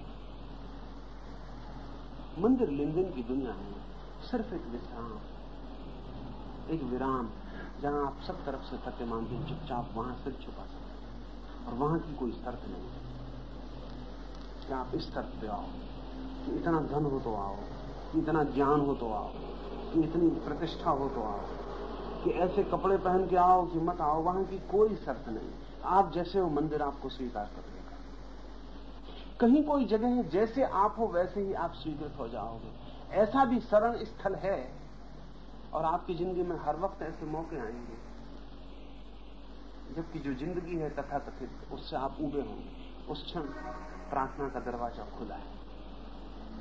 और एक दफे भी वो दरवाजा आपके भीतर भी खुल जाए तो फिर दुकान पे भी खुला रहेगा, मकान में भी खुला रहेगा। वो तत्काल निरंतर पास होना चाहिए, जब आप चाहो वहां पहुंच सको। क्योंकि आपके बीच जो जिसको हम विराग का क्षण कहें वो बहुत अल्प है, कभी क्षण भर को होता है। जरूरी नहीं कि आप तीर्थ जा सको, जरूरी नहीं कि महावीर को खोज सको, कि बुद्ध को खोज सको। वो इतना अल्प है,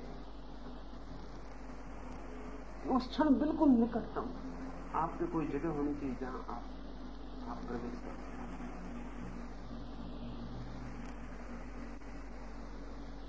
स्मृति के लिए अद्भुत परिणाम।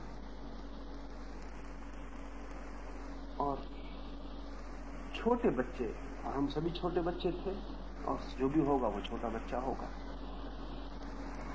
वैज्ञानिक कहते हैं कि 7 साल में बच्चा करीब करीब जो भी आधारभूत है वो सीख लेता है। फिर इसी आधारभूत पर फैलाव हो सकता है, लेकिन नया बहुत कम जोड़ा जाता है। जोता है उसी में, कुछ नया नहीं जोड़ा जाता।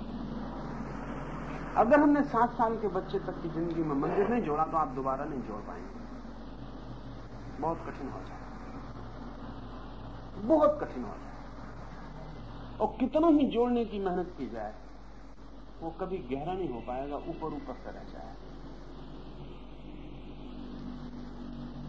तो बच्चा पहले दिन पैदा हुआ और मंदिर,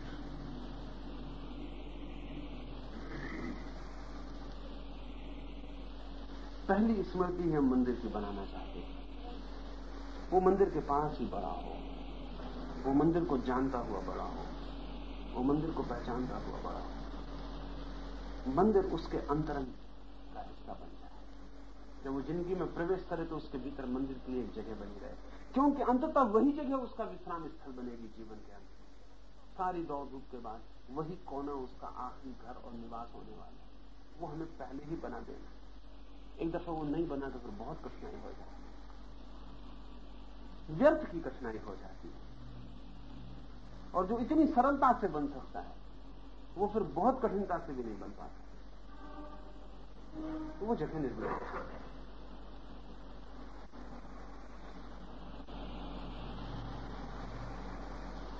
बाहर जो भी लोग जी रहे हैं, मंदिर की प्रतिबिंब उनके चित्र में उतरते चले जाए,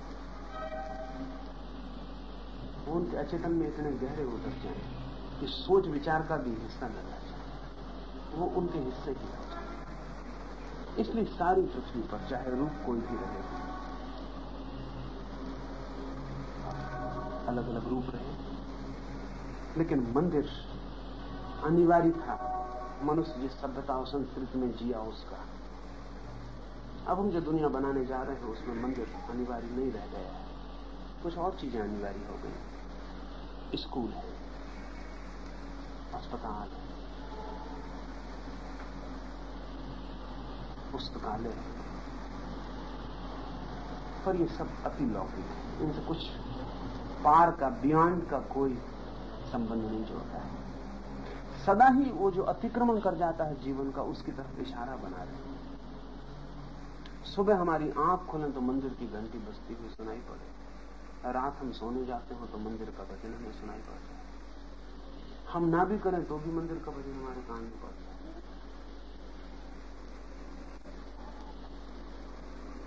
महावीर के जीवन में कथा है कि एक आदमी है चोर, मर रहा है। अपने बेटे को उसने कहा है, बेटे ने पूछा है कि कोई आखिरी शिक्षा, उसने कहा एक ही शिक्षा है कि जो महावीर नाम का आदमी है इसके पास की मत फड़कना। ये अगर तुम्हारे गांव में बोलता हो, दूसरे गांव में भाग जाए।